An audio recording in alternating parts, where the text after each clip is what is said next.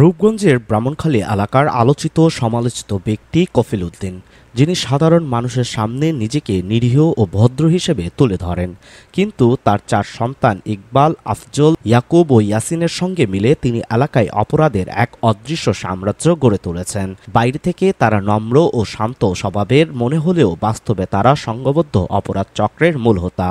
কফিল উদ্দিন 5 আগস্টের আগে আওয়ামী লীগের গুণগান গাইলেও 5 আগস্টের পর নিজের রূপ পাল্টে বিএনপির ছত্রছায়ায় চলে গেছেন। আমি এই বিএনপির সমর্থন করি, আমি কোনো নেতা না, কিছু না। তিনি এখন প্রকাশ্যে বিএনপির নেতাকর্মীদের সঙ্গে ঘনিষ্ঠতা বজায় রাখছেন, অথচ একসঙ্গে তাদের গালমন্দ করতেও পিছু পা হন না। স্থানীয়দের মতে রাজনৈতিক সুবিধা আদায় করাই তার মূল লক্ষ্য। কফিল উদ্দিনের ভাই 4 নং ওয়ার্ড যুবলীগের নেতা হওয়ায় তার প্রভাব খাটিয়ে দীর্ঘদিন ধরে দুর্দান্ত প্রতাপে চলেছেন কফিল ও তার পরিবার। গত 5 আগস্ট আওয়ামী লীগ পতন হলেও তাদের ক্ষমতা কমেনি, বরং সেই একই দাপটে তারা এলাকায় আধিপত্য বিস্তার করে চলেছেন। কফিল উদ্দিন লোক দেখানোর জন্য দখল করা জমিতে একটি চায়ের দোকান স্থাপন করেছেন, তবে সেই দোকানে তেমন কোনো কাস্টমার আসতে দেখা যায় না। এতে প্রশ্ন ওঠে কফিল উদ্দিন ও তার পরিবার আসলে কিভাবে তাদের জীবন চালাচ্ছেন। অনেকের মতে এই দোকান শুধুমাত্র তাদের অপরাধমূলক কার্যকলাপ ঢাকার জন্য ব্যবহার করা হয়। রূপগঞ্জের ব্রাহ্মণখালী এলাকার কাঞ্চন ব্রিজ সংলগ্ন প্রায় 5 থেকে 6 বিঘা জমি জোরপূর্বক দখল করে তারা বিশাল বসতবাড়ি গড়ে তুলেছেন।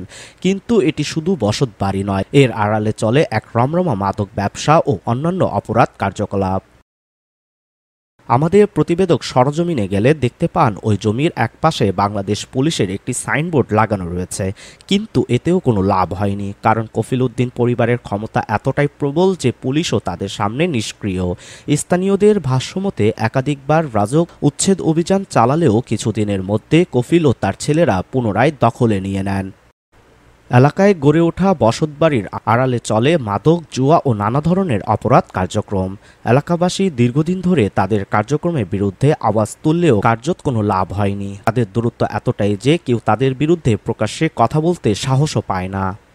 আমাদের প্রতিবেদকের ক্যামেরা দেখে ছুটে আসেন বহু ভুক্তভোগী। তারা জানান কফিল উদ্দিন ও তার সন্তানদের বিরুদ্ধে রূপগঞ্জ সহ দেশের বিভিন্ন থানায় হত্যাসহ একাধিক মামলা রয়েছে।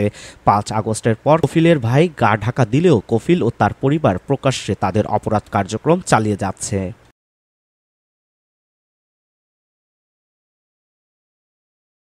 তার বিষয় হইল দোকানদারি করে, ওর নাম হইল কফিল।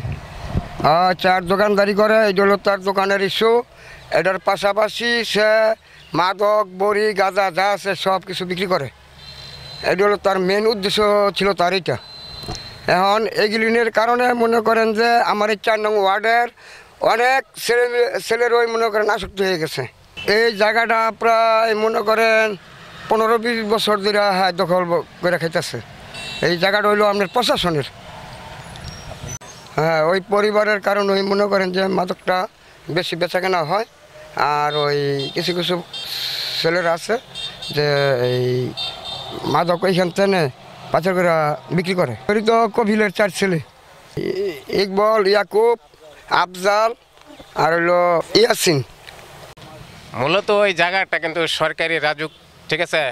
ওই জায়গাটা এরা পুলিশ পারি এরা এটা দল করে রাখছে। দল করে মাদক টাদক মানে যত আকাম কুকাম আছে সব এটার মধ্যে করে। কিন্তু এর আগে একবার ভাঙিয়ে দিছিল, ভাঙার পরে আবার এটার মধ্যে ঘর বাড়ি করে আবার এটার মধ্যে মদ, ইয়াবা, গাঁজা মানে মাদক সমস্ত যা আছে।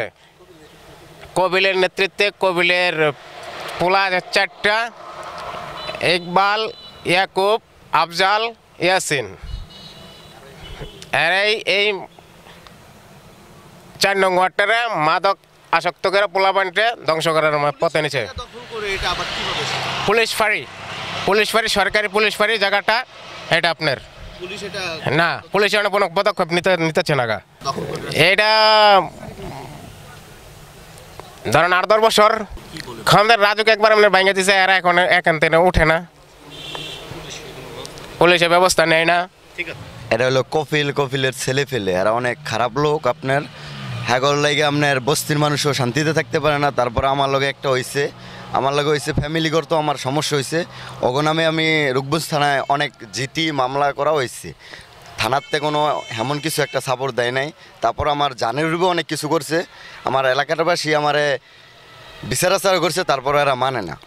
রাস্তাঘাটে যেন পায় অনেক কিছু করছে। তারপরে হ্যার চাচা একটা আছে, হ্যার চাচা শরীফকে নাম, ও থানার লগে মানে লিঙ্ক আছে, লিঙ্ক অমিলিক ক্ষমতা থাকাকালীন। তা লিঙ্ক থাকাতে আমি আপনার পারি নাই, কারণ আমি সাধারণ একটা ছেলে, মানে আমি এতটা পারি না একর সাথে। আর আমি লেখারা মানে এন থেকে কিছু হইলে এন থেকে ফোন দিয়ে থানায় কইয়া দেয় যে অমুক নামে যদি কেউ কিছু বলে মামলা দেয়, আমার ভাই ভাতিজা দেয়, কিছু করেন না, শেল্টার দিত পুরো হয় বাসায় থেকে ফোনে সব শেল্টার করি। তারপরে হলো আপনার খালি আমি না, আমার লাইনে মনে হয় আরও 220টা ছেলের বা 20টা ফ্যামিলি অশান্তি মানে ভুগতেছে ওগো জন্য। কি কারণ?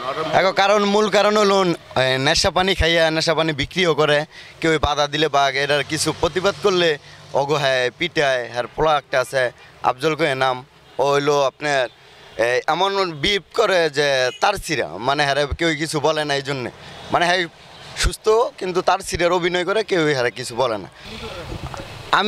আমি 7-8টা মামলা দিছি। কি কারণ? আপনার আমার কারণ হইলো আমার ফ্যামিলি আর আমার সাথে আমারে মারার হুমকি দিছে, আমারে মেরে ফেলবো।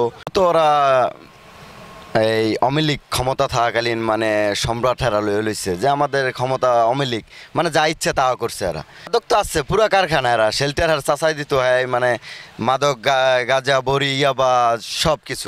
হেরি বাধা দিতে গিয়ে আপনারা অনেক হয়রানি হয়েছি, আমাদের প্রতিবাদ থানা পুলিশ কেউই কিছু করে না। 4 নং ওয়ার্ডের চেয়ারম্যান সালুদ্দিন ভুইয়া, ওনার বিচার বিচার ফ্যামিলিগত বিচার মানে বন্ধ করে দিছে এক পর্যায়ে, মানে বিচার করতে করতে উনি মানে ক্লান্ত হয়ে গেছে বিষয়। পরে 1 লাখ টাকা সমাজ থেকে বিচার ওড়াই দিছে। তখন হেরা আরও হেরা আরও যা মন চায় হেরা করতেছে। কেন? মানুষ ডরায়, এই জন্য ভিতরে ঢুকে গেছে যে মানুষ ভয় পায়, হেরা যা ইচ্ছা তা করতে পারবে। স্থানীয়দের দাবি, প্রশাসন যদি কার্যকর পদক্ষেপ না নেয় তাহলে এই পরিবার এলাকায় আরও বড় ধরনের অপরাধ সংঘটিত করবে। তাই জরুরি ভিত্তিতে কফিল উদ্দিন ও তার পরিবারের বিরুদ্ধে আইনানুগ ব্যবস্থা নেওয়ার জন্য প্রশাসন ও সরকারের ঊর্ধ্বতন মহলের হস্তক্ষেপ কামনা করছেন এলাকাবাসী। দেখার বিষয় প্রশাসন এবার কি পদক্ষেপ নেয়, নাকি কফিল পরিবার আরও নির্ভয়ে তাদের অপরাধ সাম্রাজ্য বিস্তার করতে থাকবে। Mohammad Shariful Islam Robin, channel Muskan, digital desk.